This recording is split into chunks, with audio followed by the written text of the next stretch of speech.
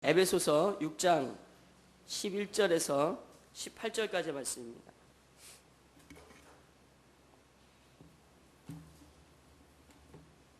에베소서 6장 11절에서 18절까지의 말씀입니다.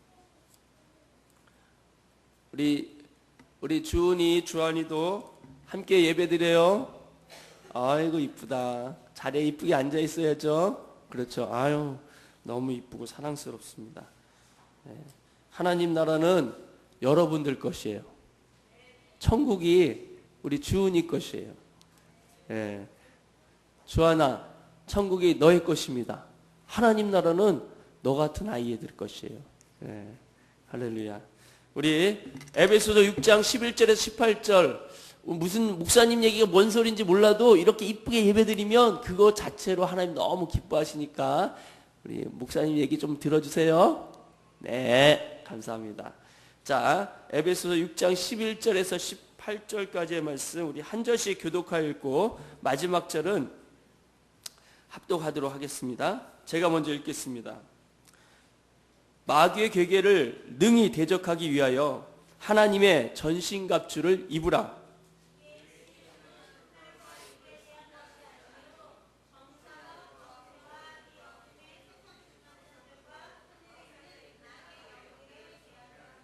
그러므로 하나님의 전신갑주를 취하라. 이는 악한 날에 너희가 능히 대적하고 모든 일을 행한 후에 서기 위함이라.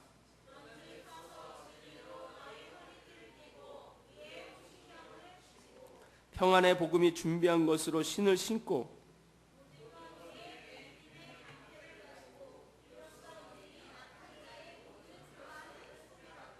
구원의 투구와 성령의 검 곧 하나님의 말씀을 가지라.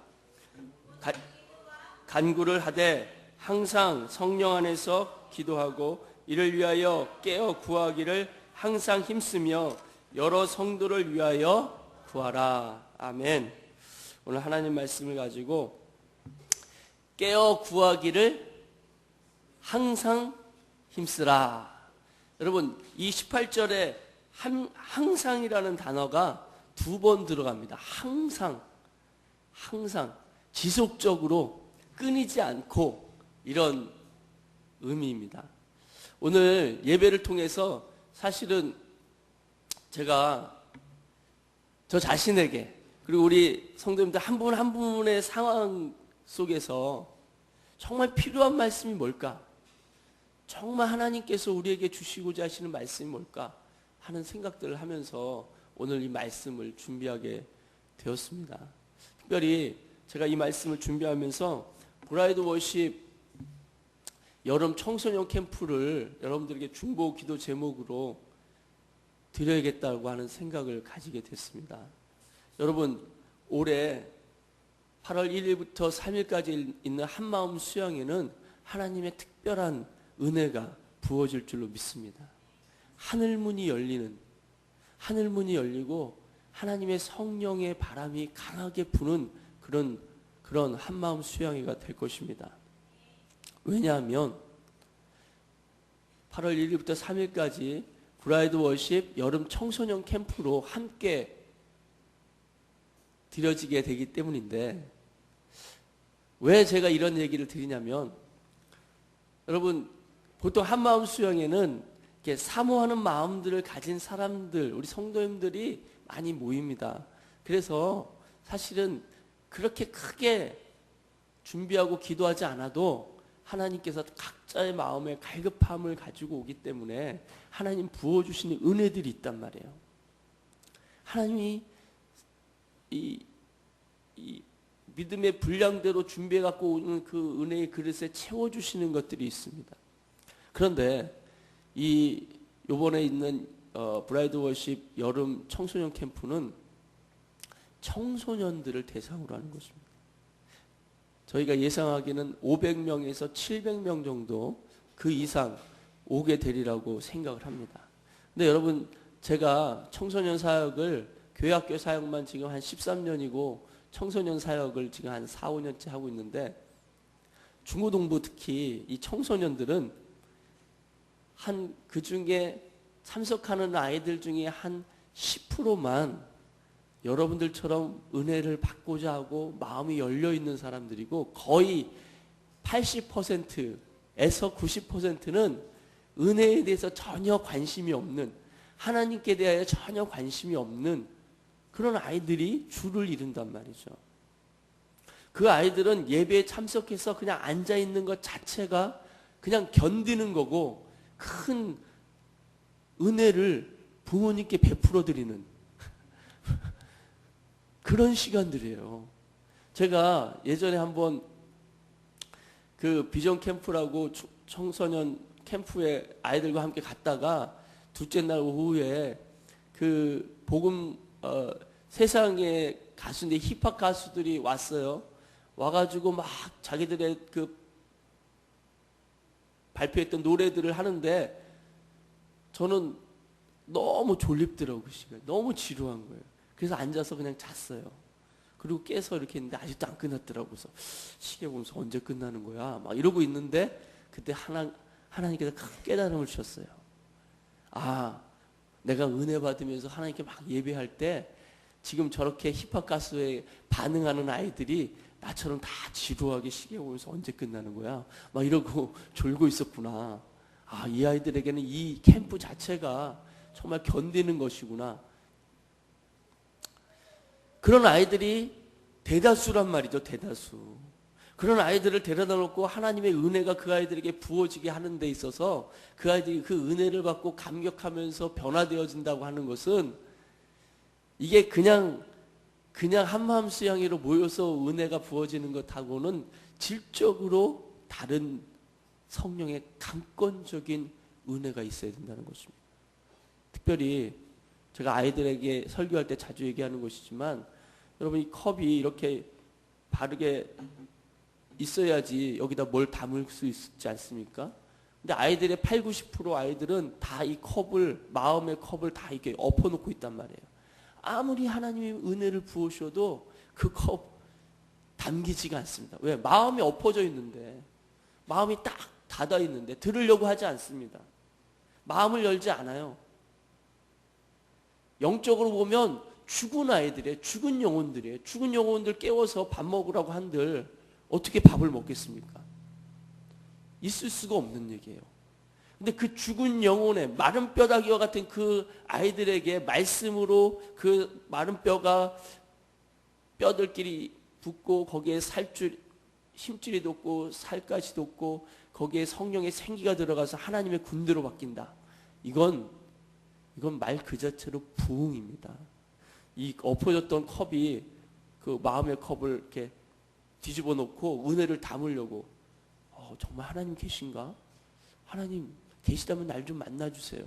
이런 마음의 상태로 바뀌는 이 컵을 이렇게 열고 젖히는 것 자체가 큰 이 변화고 부흥의 시작이란 말이죠. 근데 그게 가능하냐? 가능하지 않다는 거예요. 가능하지 않은 일을 왜 하려고 하죠? 그래서 우리가 기도하려고 하는 겁니다. 하나님, 하나님의 은혜가 필요합니다.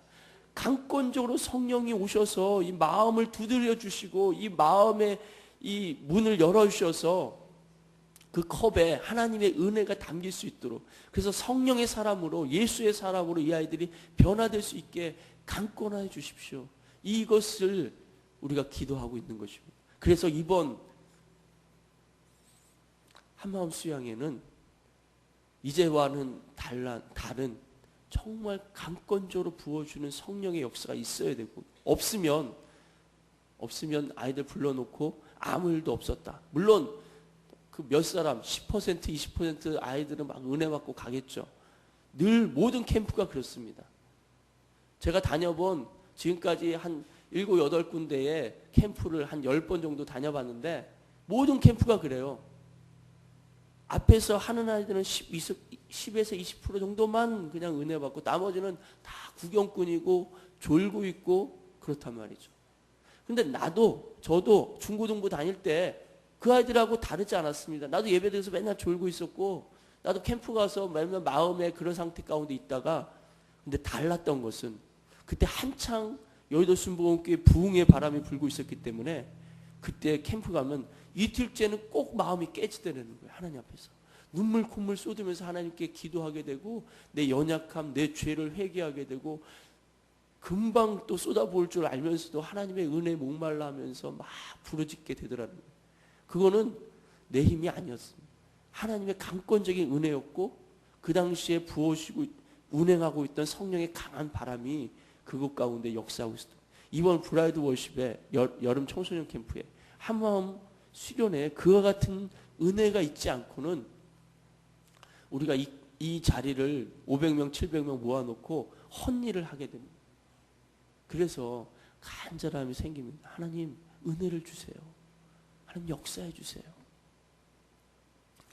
이 기도의 제목을 제가 기도 제목 프린트해서 우리 박석철 전도사님께 맡겨드렸는데 저 뒤에 있다 그러시네요. 이렇게 보시고 계속해서 함께 중보해 주시기를 부탁을 드립니다. 제가 금요 철야 때 기도 인도하면서 아까 대표 기도에서도 기도하셨지만 탈북 그 라오스에 있다가 강제 북송된 탈북 청소년 9명에 대한 기도를 함께 부탁하며 기도 인도를 했었습니다. 그리고 이 브라이드 워십에 대한 여름 청소년 캠프에 대한 기도 제목을 부탁을 드리면서 제 마음 가운데 한 가지 하나님께서 주신 마음이 있었어요.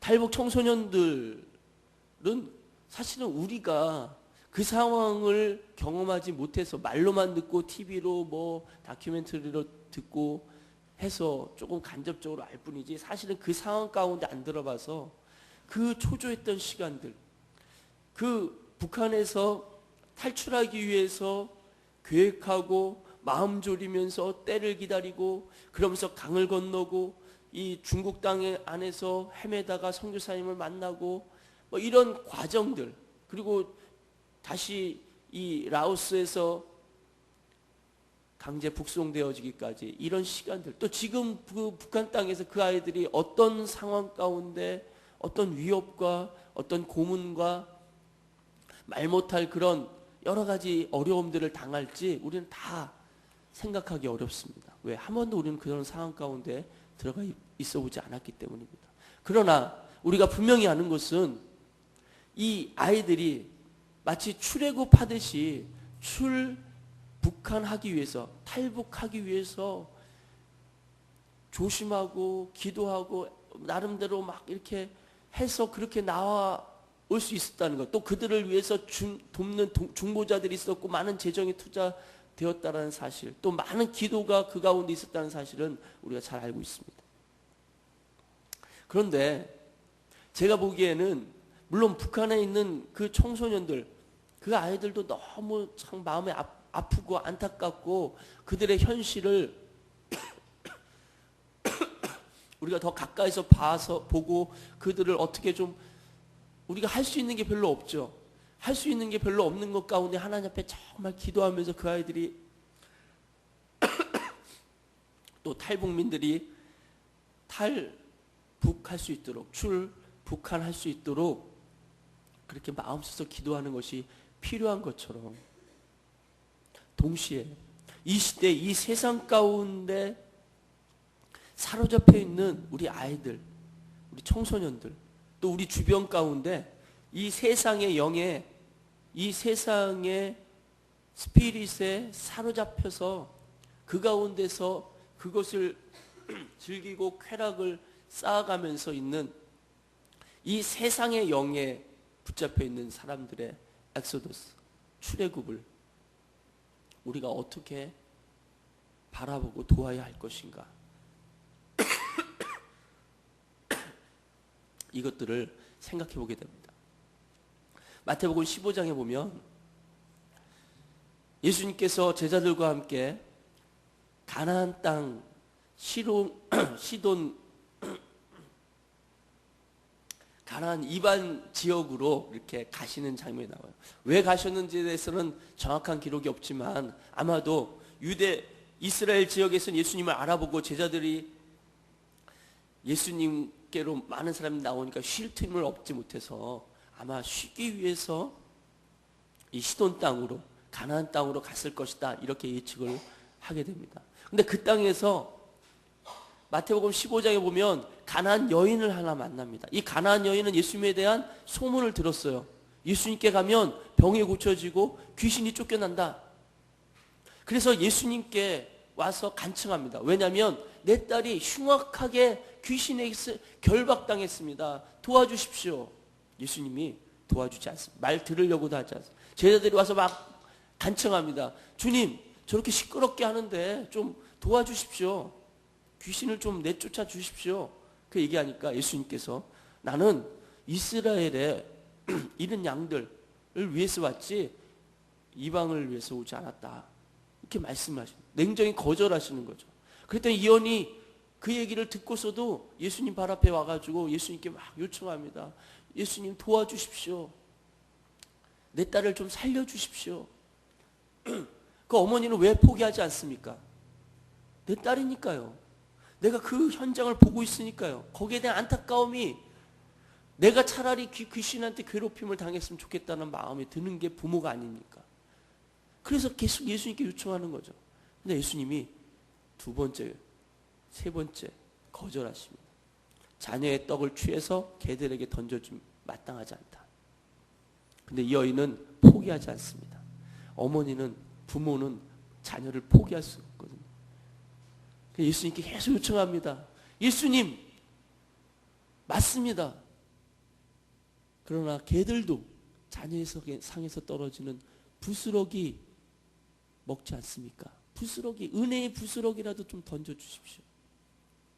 그렇게 간청하는 그 여인을 보고서 예수님 비로소 그 여인의 말을 듣고서 네가 이 말을 하였으니 내 딸에서 귀신이 쫓겨갔다고 말씀하십니다. 예수님 그냥 한 번에 오셔서 그냥 그래 이렇게 간청하니까 내 딸에게서 귀신이 쫓겨났다 이렇게 얘기해 주시면 좋잖아요. 계속 거절하시는 것 같은 그런 분위기를 연출하십니다. 그리고 이 여인은 계속해서 간청합니다. 예수님은 기도에 대해서 끈질긴 기도, 간청하는 기도, 지속적인 기도를 우리에게 요구하십니다. 왜 예수님 그렇게 꼭 하셔야 되는 거예요? 왜 우리가 그렇게 꼭 기도해야 되는 거예요? 그냥 한두 번 기도해서 하나님 바로바로 응답해 주시면 좀 좋지 않습니까? 하나님 왜 이렇게 끈질긴 기도, 간청하는 기도, 문제와 상황, 어려움의 상황들을 내가 기도로 돌파하는 그런 기도들을 우리에게 자꾸 요구하시는 걸까요? 오늘 말씀의 내용은 그런 이야기들을 좀 여러분들과 나누고 싶은 것입니다. 왜 지속적이고 끈질기며 깨어서 문제와 상황을 돌파하는 기도가 필요할까요? 첫 번째는 무엇보다도 우리의 대적 마귀가 존재하고 있기 때문입니다.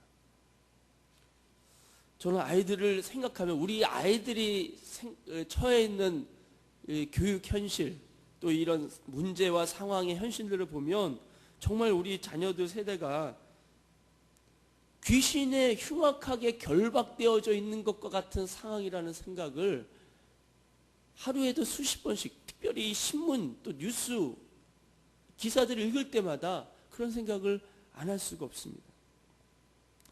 제가 작년에 모 신문에 난 기사 내용에 이런 내용이 있었습니다. 김철수 씨라고 대구 수성구에 사는 55세 되는 아저씨인데 이 김철수 씨 부부는 올해 초에 며칠째 집에 못 들어가고 있었습니다. 왜냐하면 그 집안에 하나밖에 없는 아들이 게임 속의 캐릭터인 괴물을 찔러 죽이겠다고 칼을 들고 집안을 돌아다니고 있는데 그 아들로부터 위협, 생명의 위협을 느꼈기 때문입니다. 그 아들은 3년 전에 고등학교를 졸업하고 대학에 입학했지만 게임에 빠져서 학교에 나가지 않다가 제적당했습니다. 그때까지 그 지경에 이르기까지 이 부부는 달래도 보고 혼내도 보고 컴퓨터를 없애버리기도 하고 24시간 감시도 해보고 울면서 설득도 해보고 여러 가지 갖은 방법들을 다 동원했지만 해결이 안 됐고 이 아이들을 이겨낼 방법이 없었습니다. 학교에서 제적도 되고 부모도 포기하게 되니까 이 아들은 낮에는 잠자고 밤에 일어나 게임하는 게임 좀비가 됐다고 합니다. 모든 사회적 관계를 다 끊고 집에만 틀어박혀서 며칠 동안 게임만 하다가 쓰러져 잠들기도 하고 밥도 거의 먹지 않다가 한꺼번에 몰아서 먹었습니다. 어느 날 방에서 이상한 소리가 나서 들어가 보니까 아들이 칼과 흉기를 들고서 괴물을 없앤다면서 여기저기를 막 찌르고 돌아다니는 거예요. 그래서 며칠째 집에 못 들어간다는 거죠.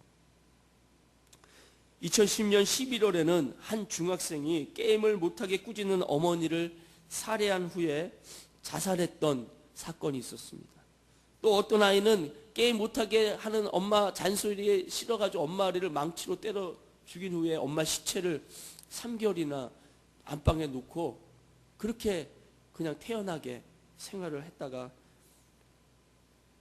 이혼한 아빠가 연락이 안 돼서 찾아온 그 아빠가 그 상황을 보고 경찰에 신고해서 아들이 잡혀간 일도 있었습니다. 여러분 잘 아실 것입니다. 재작년인가요? 게임에 빠진 젊은 부부가 갓난아기를 방치해서 굶어 죽게 하는 충격적인 사건이 일어났던 이야기가 있습니다. 그 부부가 했던 게임이 인터넷상에서 아기를 돌보는 일이었대요. 게임상에서. 자기 실제 아기는 돌보지도 않으면서. 지난해 3월에는 게임 때문에 부모와 갈등을 겪던 고교생이 입학식 날 투신 자살했고 11월에는 게임 중독 의사가 만삭의 부인을 살해하는 사건이 온 사회 파문으로 일기도 했습니다.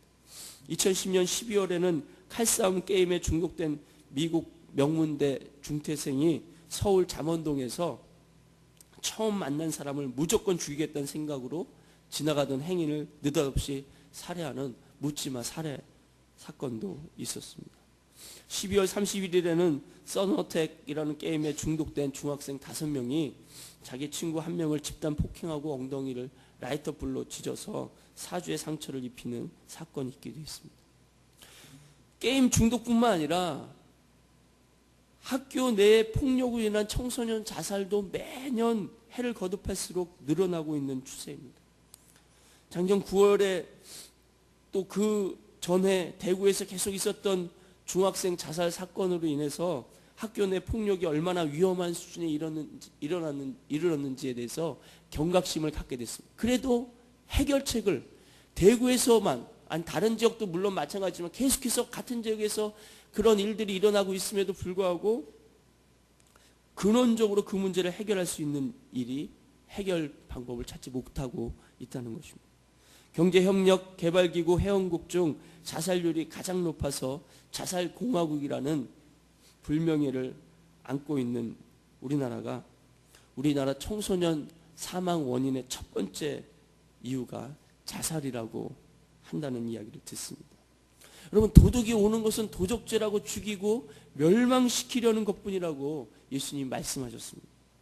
우리 자녀 세대들이 흉악한 귀신에 결박당한 이 어린 딸과 같은 모습이다 이렇게 얘기하는 것이 그렇게 과한 이야기가 아니라는 생각이 듭니다. 문제는 어른들입니다. 내 아이는 그렇지 않다고 생각하는 어른들이 있습니다. 또는 내 아이만 그렇지 않으면 된다고 생각하는 어리석은 생각을 하는 어른들이 있습니다. 여러분 내 아이만 그렇지 않으면 괜찮을까요? 그렇지 않습니다.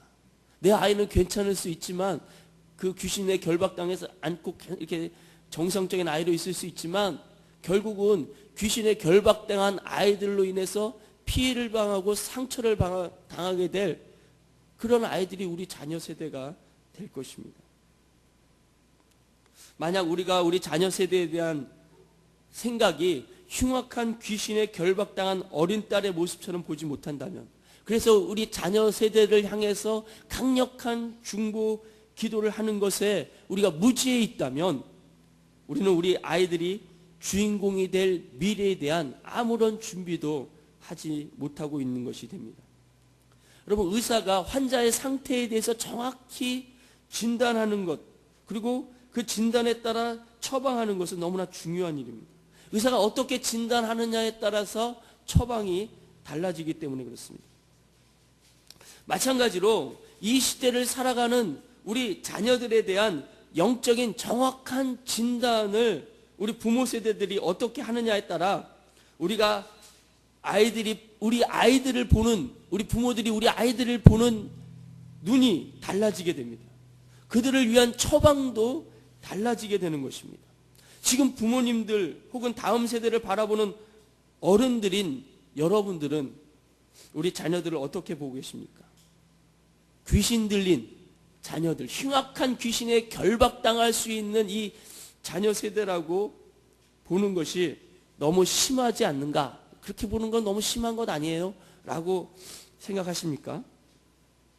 사실 이 세대는 귀신 들렸다. 우리 자녀들의 세대는 귀신 들린 세대다. 이렇게 얘기하는 것이 좀 심한 표현이라는 생각은 하게 됩니다. 그러나 우리가 성경에 하나님의 말씀의 시각으로 세상을 진단하는 것이 필요하다고 믿습니다.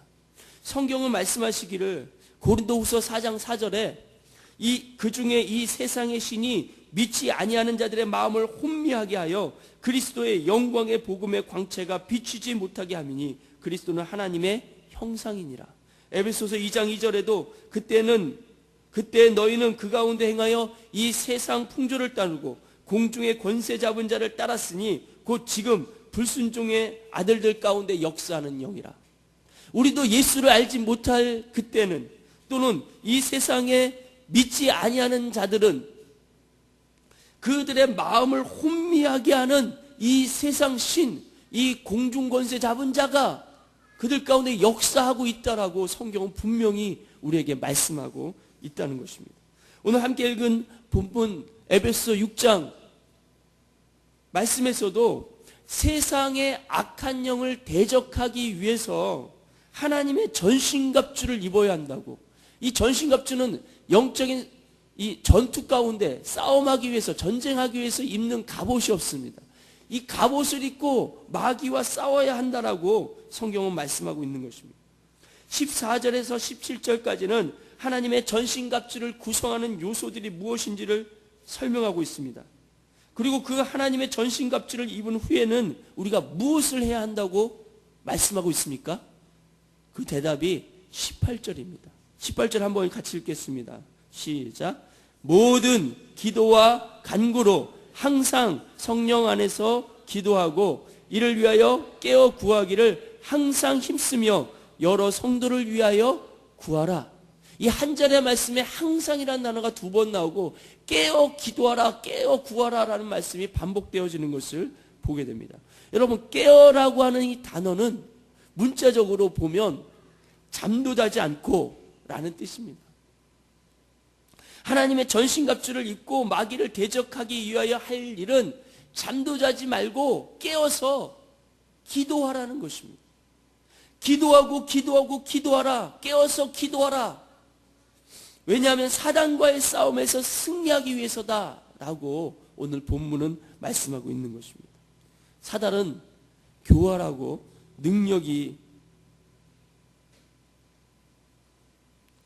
영적인 능력을 가지고 있습니다. 특히 중요한 것은 사단은 결코 쉬지 않는다는 것입니다.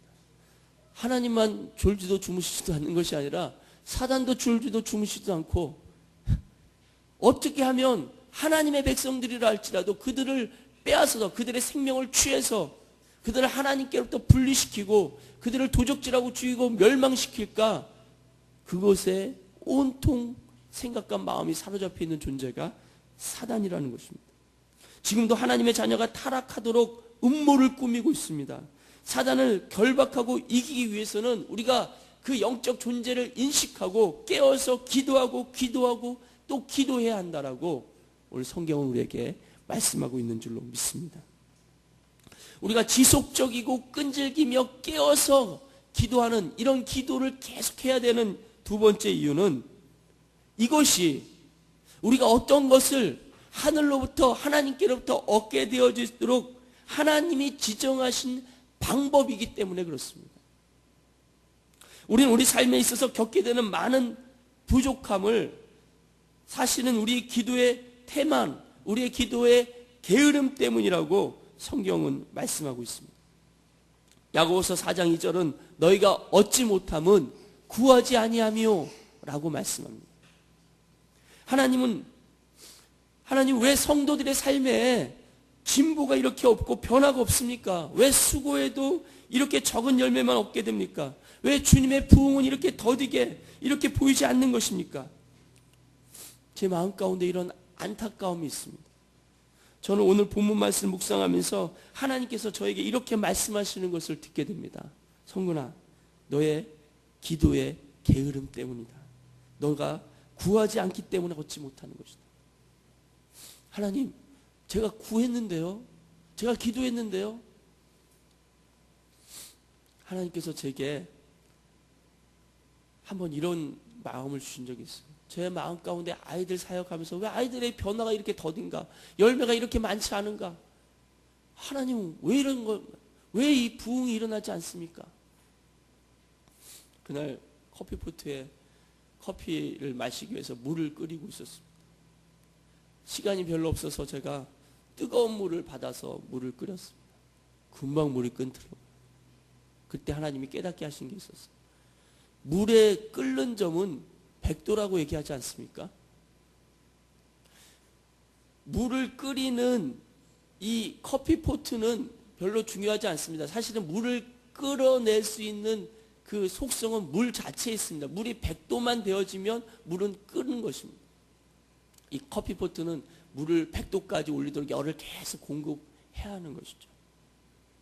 제가 찬물을 얹었을 때하고 뜨거운 물을 얹었을 때하고 물 끓는 속도가 달라지는 것은 물 자체가 뜨거워져 있었기 때문에 이미 한 7, 80도에 있었기 때문에 금방 뜨거워진 거죠. 뭐 당연한 것 아니겠습니까? 제가 하나님께서 그때 마음에 이런 마음을 주셨어요. 네가 물을 끓이는데, 부흥이라고 하는 물을 끓이는데 그 부흥은 하나님께 있다라고 우리가 고백하지 않습니까? 그 부흥을 물을 끓이는데 커피포트와 같은 역할을 하는 거라고. 계속해서 열을 공급해야 된다고. 언제까지? 물이 끓을 때까지. 그런데 너는 물을 얹혀놓고 끓였다 식혔다 끓였다 식혔다 7, 80도까지 올라갔다가 식혔다 올라갔다 식혔다 끝까지 물이 끓을 때까지 지속적으로 끝까지 기도하는 그 기도가 없다라는 거죠. 끓이다 말다 우리의 기도가 없다라고, 너의 기도가 게으르다고 저에게 말씀하시는 것은 바로 그와 같은 것이라는 사실을 깨닫게 됐습니다. 물이 끓을 때까지, 부흥이 임할 때까지 하는 기도, 그 기도를 지속적으로 끊이지 않는 기도가 없다라고 주님이 책망하시는 것을 제가 듣게 되었습니다. 여러분, 기도하면 우리는 어떠한 것들을 얻게 된다고 성경은 말씀하고 있습니까?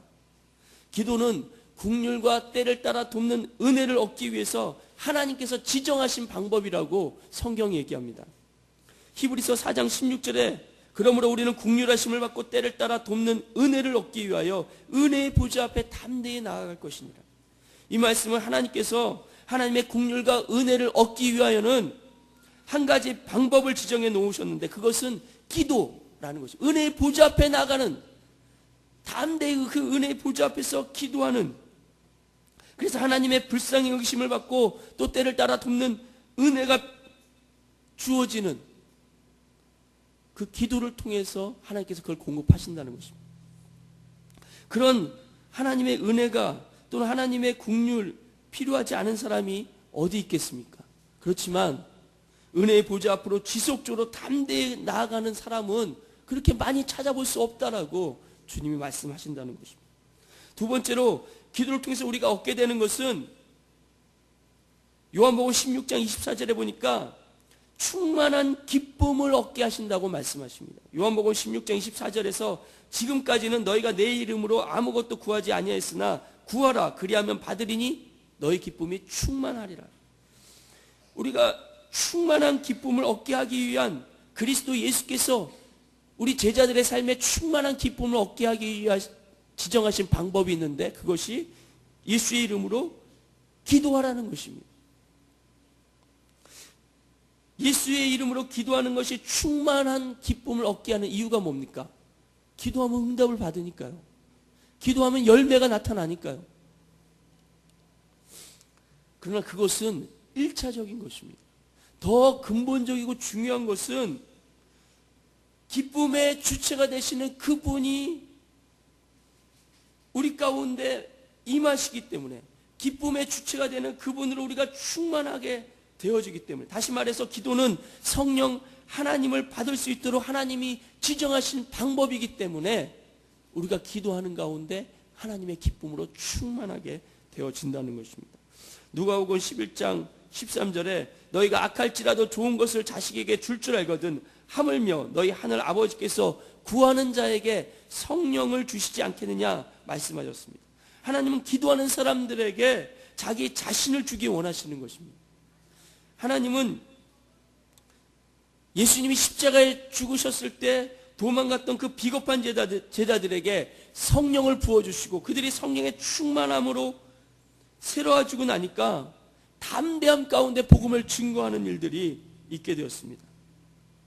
그 이유는 성령으로 하나님이신 예수께서 그 제자들, 비겁하고 무능하고 무기력했던 그 제자들 안에 성령으로 들어와서서 그들과 온전한 연합을 이루고 있다는 사실을 그들이 깨달았기 때문입니다. 그래서 성령 충만함이 임했을 때 그들의 마음에 큰 기쁨이 있었고 담대함이 있었고 복음을 위해서 생명을 건 복음 증거가 있을 수 있었던 것입니다. 여러분, 기도는 하나님이 우리 가운데, 우리 삶 가운데 실제적인 분이 되게 하시는 능력의 통로가 바로 기도에 있는 줄로 믿습니다.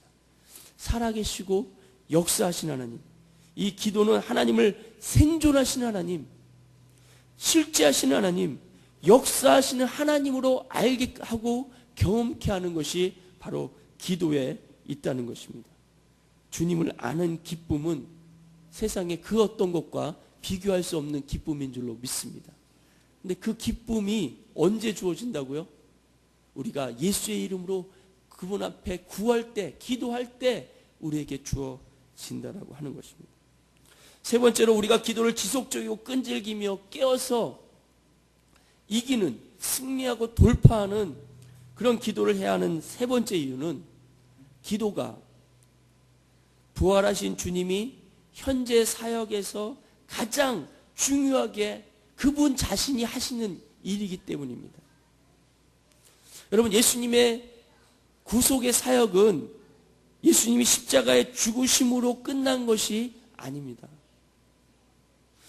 예수님께서 우리의 죄를 대신 속한 대속사역은 십자가를 통해서 끝이 났습니다. 그러나 예수님이 부활하시고 하나님 아버지 우편으로 올라가셨을 때 예수님은 그 대속사역만큼 중요한 우리를 위한 또 다른 사역을 시작하셨다고 성경 우리에게 말씀합니다.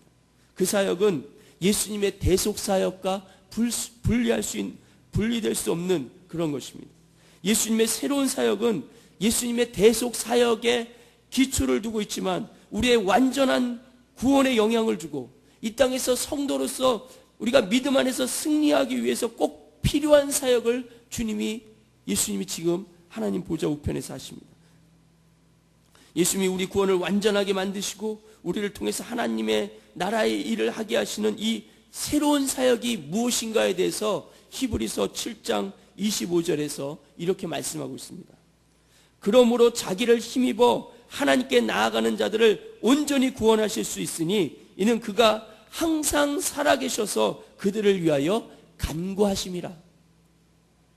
이 구절은 예수님이 단지 죽으셨을 뿐만 아니라 항상 살아계셔서, 항상 살아계시기 때문에 예수님은 끝까지 우리가 그리스도의 완전한 형상에 이를 때까지 우리를 지속적으로 붙들고 기도하고 계시다라고 하는 그런 말씀인 것입니다. 예수님께서 항상 살아계심으로 우리를 위해서 중보하고 계시다, 중보기도하고 계시다라고 하는 말씀입니다. 그러므로 기도는 예수님께서 현재 지금 하고 계시는 가장 중요한 사역이라는 것입니다. 바울은 그 어떤 것도 우리를 정죄할 수 없게 되는데 그 이유가 바로 예수님께서 하나님 보좌 우편에서 우리를 위하여 중보기도하고 계시기 때문이라고 로마서 8장 34절에 말씀하고 있습니다. 로마서 8장 34절에 누가 정죄하리요? 죽으실 뿐 아니라 다시 살아나신 이는 그리스도 예수시니 그는 하나님 우편에 계신 자요 우리를 위하여 간구하시는 자신이라. 우리는 현재 예수님의 사역 중에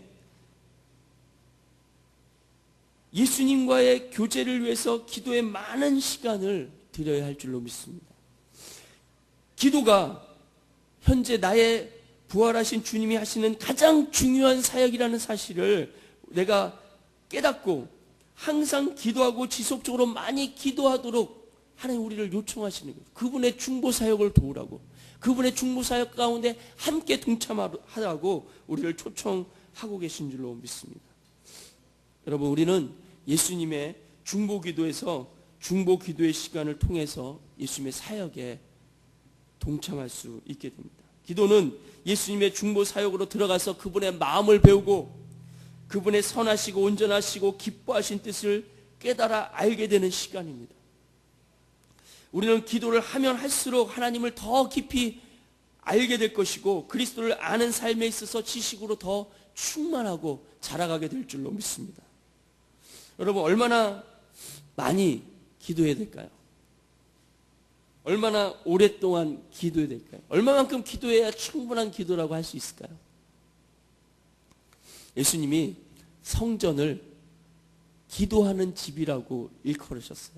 성전은, 내 집은 만민을 위한 기도하는 집이다. 만민의 기도하는 집이다. 이렇게 말씀하셨습니다. 여러분, 성전은 교회 건물만 성전이 아닙니다. 고린도전서 3장 16절은 너희가 성령이 거하시는 하나님의 성전인 줄 알지 못하느냐 이렇게 말씀하십니다. 우리가 하나님의 성전으로 예수 그리스도 안에서 지으심을 받고 지어져 간다라고 성경은 말씀하고 있습니다.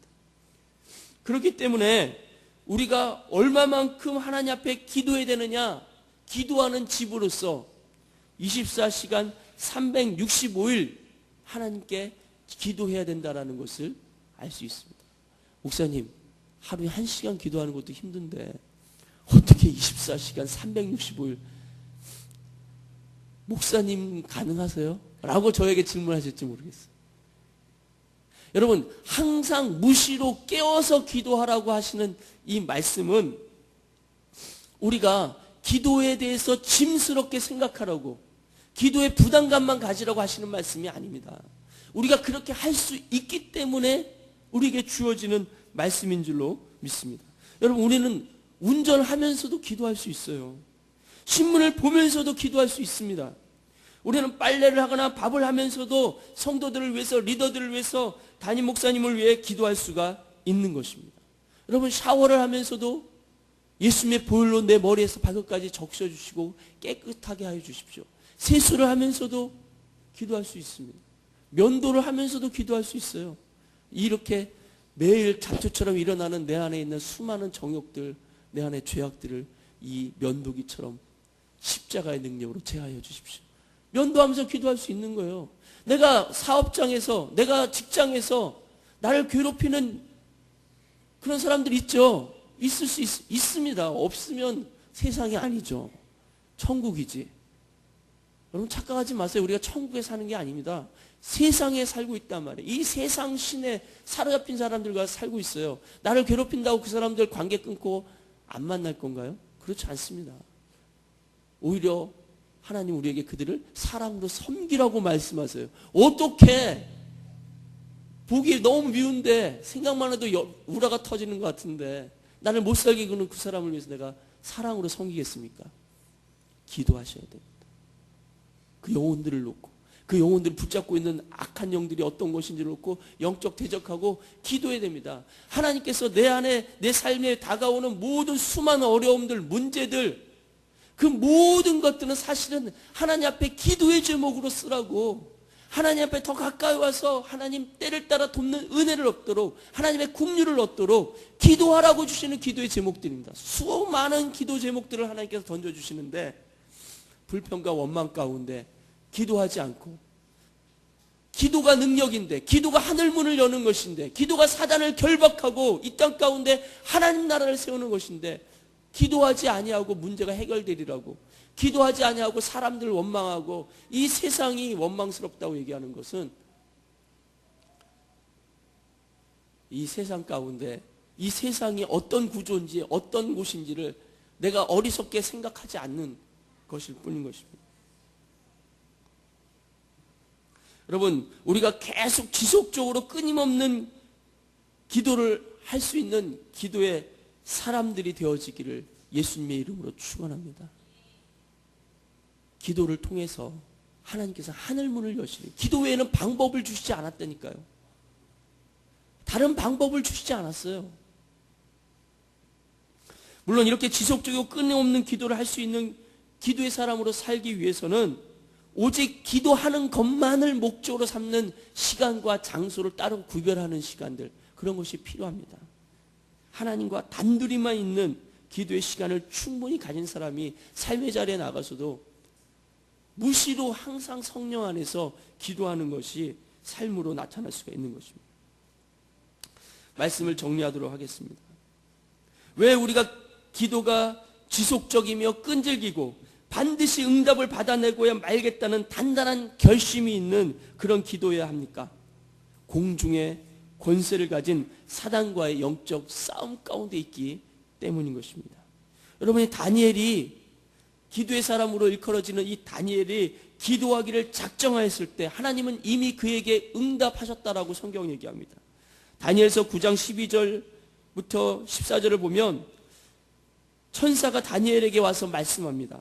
그가 내게 이르되 다니엘아 두려워하지 말라. 내가 깨달으려 하여 내 하나님 앞에 스스로 겸비하기로 결심하던 첫날부터 내 말이 응답받았으므로 내가 내 말로 말미암아 왔느니라. 다니엘이 하나님께 깨닫기로 결심하고 기도한 그 첫날에 하나님의 응답을 가지고 천사가 왔다는 거예요. 그런데 지금 이 응답을 받는 이 시간은 이 다니엘이 기도하고 3주가 지난 21일째 기도를 응답받고 있는 거예요. 왜 그랬는지를 13절과 14절에 얘기합니다. 그런데 바사 왕국의 군주가 21일 동안 나를 막았으므로 내가 거기 바사 왕국의 왕들과 함께 머물러 있더니 가장 높은 군주 중 하나인 미가엘이 와서 나를 도와주므로 이제 내가 마지막 날에 내 백성이 당할 일을 내게 깨닫게 하러 왔노라. 이는 이 환상이 오는 후의 일임이라 하더라. 기도를 시작한 그 첫날의 기도 응답을 가지고 왔는데 바사, 페르시아 그 공중권세 잡은 영이 그 기도를 막고 있더라는 거죠. 그런데 21일 동안 다니엘이 기도를 멈추지 않았습니다. 계속해서 기도의 씨름을 한 거죠. 그때 하나님께서 또 다른 천사장 미가엘을 보내셔서 이 바사의 공중권세 잡은 자를 뚫고서 기도 응답을 갖고 이 다니엘에게 왔다라는 것입니다. 21일 만에. 기도의 사람 다니엘도 21일 동안 끝까지 기도를 놓치지 않았기 때문에 첫날 이미 기도 응답이 주어졌음에도 불구하고 21일 동안 사단의 권세가 막고 있어서 공중권세 잡은 자로 방해받고 있다가 이렇게 기도 응답을 받았다는 것입니다. 하물며 우리는 어떻습니까? 우리의 기도는 21일 정도 지속하고 끊이지 않고 간청하는 그런 기도입니까? 성경은 엘리야 선지자를 선지자 중에서 가장 능력이 있는 선지자였다고 말합니다. 그는 갈멜산 위에서 하늘로부터 하나님의 불이 임하도록 했던 선지자였습니다. 그의 기도를 통해서 하나님은 하늘문을 닫고 비를 내려주시기도 하고 그의 기도를 통해서 하나님은 하늘문을 열어서 비를 허락하시기도 하였습니다. 그러나 성경은 또한 엘리야를 우리와 성정이 같은, 이 말은 우리처럼 연약하고 무기력한 그런 무능한 한 인간이었다라고 말씀하고 있습니다. 야고보서 5장 17절 18절에 엘리야는 우리와 성정이 같은 사람이로되 그가 비가 오지 않기를 간절히 기도한즉 3년 6개월 동안 땅에 비가 오지 아니하고 다시 기도하니 하늘이 비를 주고 땅이 열매를 맺었느니라. 엘리야와 저 김성구 목사 모두 하나님 앞에서 같은 피조물이라는 것입니다. 같은 성정을 가졌습니다. 같이 연약하고 같이 무기력합니다. 우리가 할 수 있는 게 아무것도 없어요. 그런데 무엇이 엘리야는 하늘문이 열리기도 하고 닫히기도 하는 그런 하나님의 능력이 종이 되게 하였냐 말이죠. 답은 그가 간절히 기도한즉 그가 다시 기도하니에 있는 것입니다. 예수님은 기도 외에 이런 유가 나갈 수가 없다고 말씀하셨습니다. 기도 외에 방법이 없다는 것입니다. 예수님이 제자들이 고치지 못했던 귀신 들린 그 아이를 예수님이 고치셨을 때 제자들이 마가복음 9장 28절에 보면 우리는 어찌하여 능히 그 귀신을 쫓아내지 못하였나이까? 이렇게 질문합니다. 예수님께서 그 제자들에게 마가복음 9장 29절에 이렇게 말씀하십니다. 이르시되 기도 외에 다른 것으로는 이런 종류가 나갈 수 없느니라 하시니라. 기도 외에 방법이 없다라는 것입니다. 기도가 하나님 나라의 능력과 영광을 이 땅에 풀어놓을 수 있도록 하나님이 지정하신 방법인 줄로 믿습니다. 여러분, 기도가 노동이라고 하지만 사랑하는 연인을 만나는 시간이 고통스러운 노동의 시간이다라고 느껴진다면 그 연인은 얼마나 마음이 아프고 슬프겠습니까? 하나님은 우리에게 기도를 통해서 하나님을 즐거워할 수 있도록 우리를 신랑 되신 예수님의 신부로서 부르고 계신 줄로 믿습니다. 예수님은 신랑이 어서 오기를 간절히 기다리는 그 신부의 기도를 기뻐하십니다. 신부들이 신랑을 사모하고 사랑한 가운데서 주님과 마음이 하나가 되어서 기도하는 그 기도의 시간을 통해서 하늘 문을 여시고 하늘의 성령을 이 땅 가운데 부으셔서 이 땅에서 하나님 나라의 놀라운 능력들이 은혜의 단비가 내리고 수많은 풍성한 열매가 맺혀지도록 하나님이 역사하실 줄로 믿습니다. 때때로 귀신에 결박당한 것 같은 문제들 그리고 환경들은 하나님께서 우리를 더 깊은 기도의 자리로 부르시기 위해서 허락하신 하나님의 은혜의 방편인 줄 알게 되기를 소원합니다. 기도가 능력이기 때문입니다. 기도가 하나님 나라의 문을 여는 열쇠가 되기 때문에 더 기도하라고 우리에게 많은 기도의 제목들을 던져주시는 것인 줄로 믿습니다. 기도가 주님이 다시 오실 길을 예비할 수 있는 가장 강력한 방법이 되는 줄로 믿습니다. 저는 오늘 말씀이 사랑하는 우리 파주 식구들에게만 주어지는 말씀이 아니라 사실은 제 개인에게 끊임없이 설교하는 말씀이기도 합니다. 내가 왜 그렇게 기도하지를 못하는가? 왜 내가 충분히 기도했다고 생각될 정도로 마치 식물을 밭에 이렇게 심어놓으면 물을 주지 않습니까? 물을 충분히 줘야죠. 왜 내가 충분히 하나님의 은혜에 젖어 있도록 하나님의 능력에 젖어 있도록 충분한 기도의 시간을 갖지 못하는가? 이런 마음이 제 마음을 어렵게 합니다. 제가 정말 하나님 앞에 간절히 기도하는 것은 제가 주님을 따르는 제자의 삶 가운데 기도에 성공하는 기도의 사람이 되게 하여 주세요. 그렇게 기도합니다.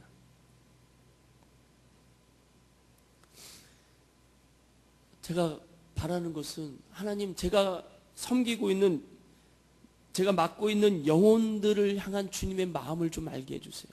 이 영혼들의 절박한 외침을 좀 듣게 해주세요.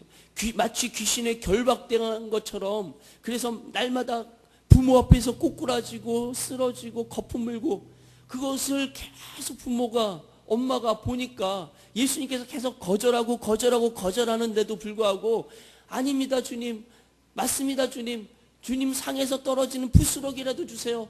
그러면서 간청하기를 놓치지 않지 않습니까?